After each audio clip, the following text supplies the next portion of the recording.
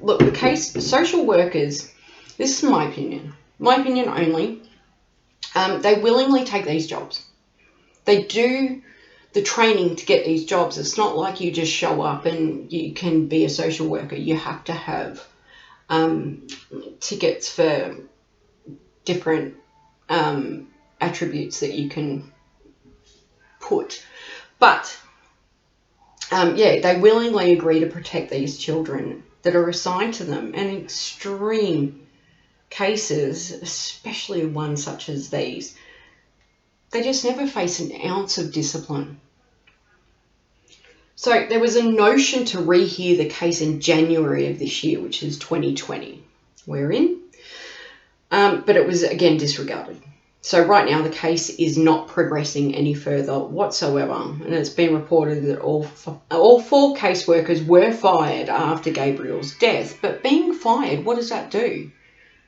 They're still free to go and, daycare, or they're still free to go and be teachers. They're still free to go and work with children. And they're not going to protect them then either. So I don't find that discipline whatsoever, getting fired. They'll never be brought to justice, and so much needs to change. Anyway, back to Viktor.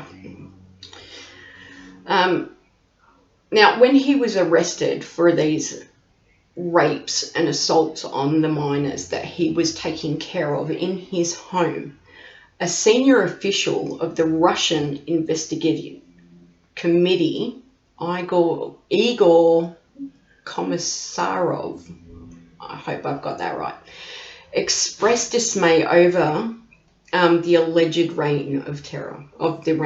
He's been found guilty now. So he said, just imagine these girls who were willingly handed over to a rapist. Why did the so-called foster dad have the opportunity to rape children under his control for 5 years? So the police officials are even baffled by this. So Viktor, who ran a shoe repair business by day and was seen as a model foster father, by night he just regularly attacked adolescent girls and attacked brutally. He even appeared on local TV with his wife Olga as an example of a successful fostering family. The, quote, trouble-free family, close quote. This is an ABC report.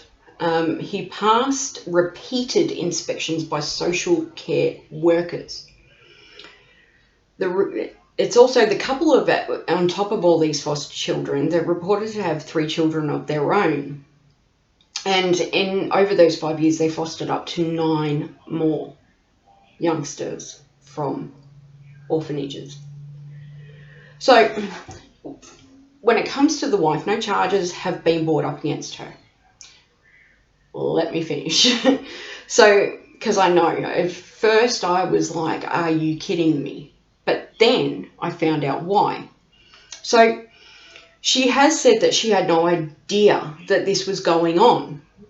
And that at the instant that one of these children spoke up to her, she immediately went to the police. We are talking within half an hour, an hour. And reported her husband. She took these, and it's sobering because she actually took the word of these children. A lot of people don't. You will see that a lot of people don't, which I've never understood. I've always been under the Dr. Phil assumption of, Dr. Phil says, when it comes to rape and pedophilia, it's guilty until proven innocent. And as a mum, I 100% agree with that. But a lot of mothers don't. And it's cases that we saw this week that I've already covered. In the Zoe Wagner case, sometimes they don't. and there's always a stupid, ridiculous reason. It's usually they don't want to lose the man. I'll never understand that. I'd rather be single. So yeah, as I said, when it comes to her saying she had no idea what was happening, I can't believe that I believe her. I'm still a little bit shocked, because usually in a case such as this, I'd call absolute bullshit immediately. But one of their biological children, the one she had with Viktor, was and still is, he's very sick, very, very sick. And over the years, even through the fostering, she was in hospital with him constantly. And when at home, this child, and I know that they've taken on too much, but she didn't know that they were being, she didn't know there was a predator in her own home. So she probably, she probably thought they were coping, because there's no ways he would have bitched about anything.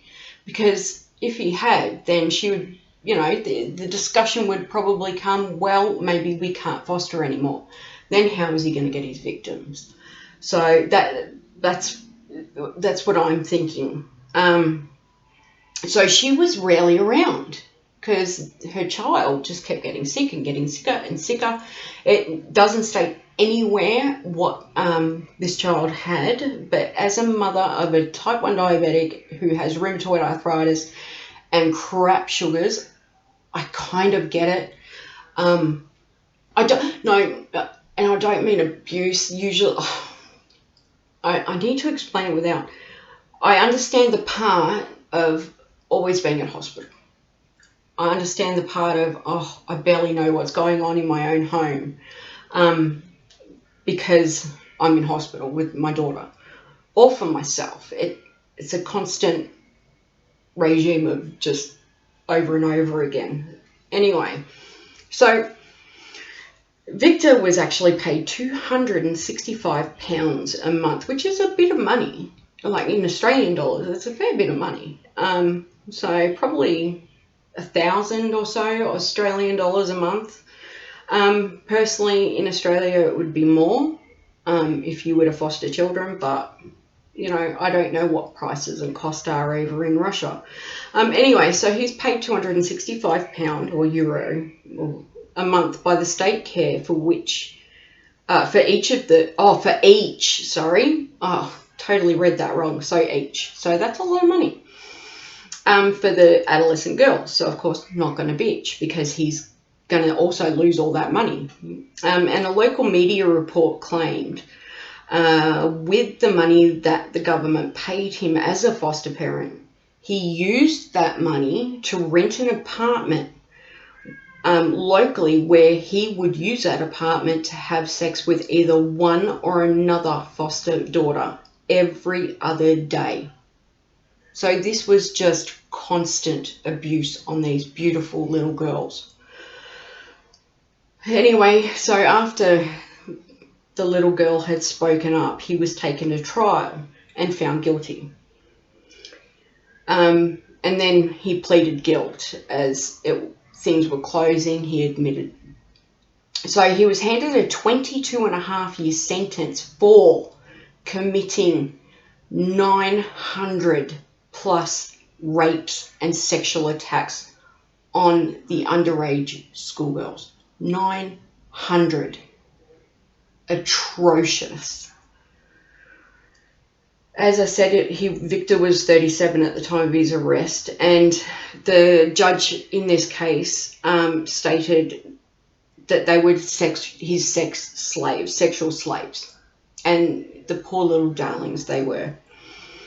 He was then also found guilty of rape of minors, which was a separate charge, because it must have been a prior that wasn't living there at that stage, from what I've seen, and included acts committed with particular cruelty and forcing his underage victims to commit acts of a sexual nature, according to the statement in the courts. That was a hard one to read, those statements. Of course, a lot was redacted, but it was difficult for what I could see. Because these girls were underage at the time, it will be permanently, unless they eventually come out themselves later on in life. But it was a few years ago now, so they'd still be underage. Of course, they're going to protect them, which is, I've always loved that. I've always loved that they're protected like that, children, when things happen, because the last thing they need is for people to know that this is going on, because people can be cruel, kids can be cruel, just kids can be horrible. So Viktor is now believed to be the worst convicted pedophile in Russian history, and I think in the globe. 900 counts. So he's serving his sentence in a strict regime penal colony. Now, if you've seen any of those documentaries on the Russian prisons, they are tough. It is not like over here. They are locked down. And sometimes they, within the system, they kill each other because they're locked into their cell for so long, which is good, that they begin to hate each other, as you would. I couldn't handle sharing a cell with someone if I was lucky in Australia. Most of them, not that I'll ever need it, but I have done my research. Ours are very much like apartments, which I really do think needs to change. But over there, it's a very different story. So as said, he's serving it in a strict regime. And after he finishes that 22 and a half years, he has to do a further 2 years for charges, 270 charges, including further sexual abuse involving girls aged between 12 and 17. So that was done separately. We got 13 and under, and then the 12 to 17. So I'm guessing that this is my best guess. My best guess is it's from children that had moved to another foster family and maybe come out later after the trial became nationwide headlines. He will be, although when his time is up, he will be unable to leave the town where he lives, and he has to report regularly to police. Personally, shouldn't ever be out.